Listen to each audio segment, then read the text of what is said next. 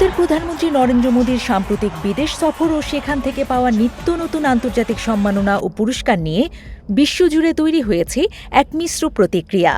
সম্প্রতি গত ২৭ থেকে ২৯ জুন সেশেলস সফরে মোদীকে দেয়া গার্ডিয়ান অব দ্য হরাইজন বা নীল দিগন্তের অভিভাবক পুরস্কার এবং সর্বশেষ গত মঙ্গলবার ইন্দোনেশিয়ায় পাওয়া বিনতাং আদিপূর্ণা পুরস্কারের পরই শুরু হয়েছে আলোচনা। বিদেশ সফরে মোদির ধারাবাহিক সম্মাননা অর্জন ভারতের কূটনৈতিক সাফল্যের প্রতিফলন নাকি তার ব্যক্তিগত ভাবমূর্তি নির্মাণের অংশ, তা নিয়ে প্রশ্ন তুলছেন বিশেষজ্ঞরা।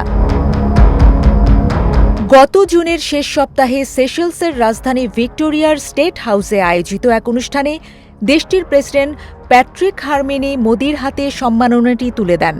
টেকসই উন্নয়ন, পরিবেশ সংরক্ষণ এবং জলবায়ু সহনশীলতায় নেতৃত্বের স্বীকৃতিস্বরূপ মোদিকে এই পুরস্কার দেয়া হয়েছে বলে জানানো হয়। তবে অনুষ্ঠানের পর সামাজিক যোগাযোগ মাধ্যমে ছড়িয়ে পড়া প্রশংসাপত্রের ছবিতে বেশ কয়েকটি বানান ভুল নজরে আসে। সেখানে রিপাবলিকের পরিবর্তে রিপাব্বলিক এবং সেশেলসের পরিবর্তে সেশেলিস লেখা ছিল। বিষয়টি নিয়ে বিরোধী রাজনৈতিক দলগুলোর সমালোচনার মুখে পড়ে ভারতের সরকার। ভারতের কংগ্রেস নেতা সুপ্রিয়া শ্রীনাথে সামাজিক যোগাযোগ মাধ্যম এক্সে মন্তব্য করেন, মোদিকে পুরস্কার দেওয়ার তাড়াহুড়ায় সেশেলসের সরকারি নামের বানান পর্যন্ত ভুল লেখা হয়েছে। পরবর্তীতে সেশেলসের পররাষ্ট্র মন্ত্রণালয় ব্যাখ্যা দিয়ে জানায়, অনলাইনে ছড়িয়ে পড়া নথিটি ছিল একটি খসড়া, এটি চূড়ান্ত প্রশংসাপত্র নয়। একই সঙ্গে দেশটি জানায়, Guardian of the Blue Horizon সম্মাননাটি সম্পূর্ণ বৈধ এবং সরকারিভাবে প্রবর্তন করা হয়েছে।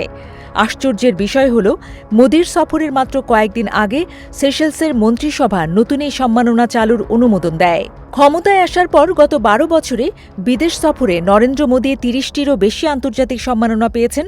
সর্বশেষ গত মঙ্গলবার ইন্দোনেশিয়া তাকে দেশটির সর্বোচ্চ বেসামরিক সম্মাননা বিনতাং আদিপূর্ণা প্রদান করে। এর আগে মোদি স্লোভাকিয়ার সর্বোচ্চ রাষ্ট্রীয় সম্মাননা Order of the White Double Cross First Class লাভ করেন। এছাড়া Israeli Speaker of the Knesset Medal পাওয়া প্রথম বিদেশি নেতা হিসেবে স্বীকৃতি পান। ২০১৮ সালে ফরাসি প্রেসিডেন্ট ইমানুয়েল ম্যাক্রোর সঙ্গে যৌথভাবে জাতিসংঘের চ্যাম্পিয়ন্স অব দ্য আর্থ পুরস্কার এবং ২০১৯ সালে বিল অ্যান্ড মেলিন্ডা গেটস ফাউন্ডেশনের গ্লোবাল গোলকিপার অ্যাওয়ার্ডও অর্জন করেন।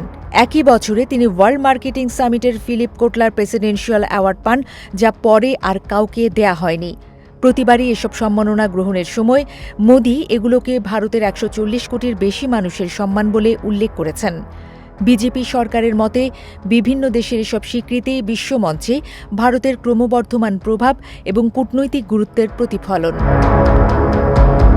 তবে বিষয়টি নিয়ে ভিন্ন মত রয়েছে। অস্ট্রেলিয়ার গ্রিফিথ ইউনিভার্সিটির আন্তর্জাতিক সম্পর্ক বিভাগের অধ্যাপক ইয়ান হলের মতে, ভারত এসব সম্মাননাকে কূটনৈতিক মর্যাদার প্রতীক হিসেবে তুলে ধরলেও এগুলো থেকে দেশের জন্য দৃশ্যমান কূটনৈতিক বা অর্থনৈতিক লাভের প্রমাণ খুব বেশি পাওয়া যায় না।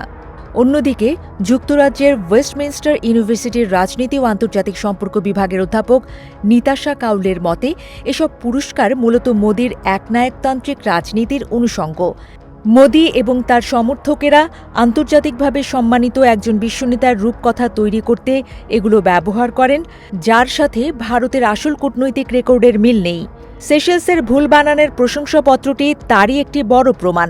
এসব পুরস্কার রাষ্ট্রীয় কূটনীতিকে ছাপিয়ে মোদির ব্যক্তিগত ভাবমূর্তি গড়ার হাতিয়ারে পরিণত হচ্ছে।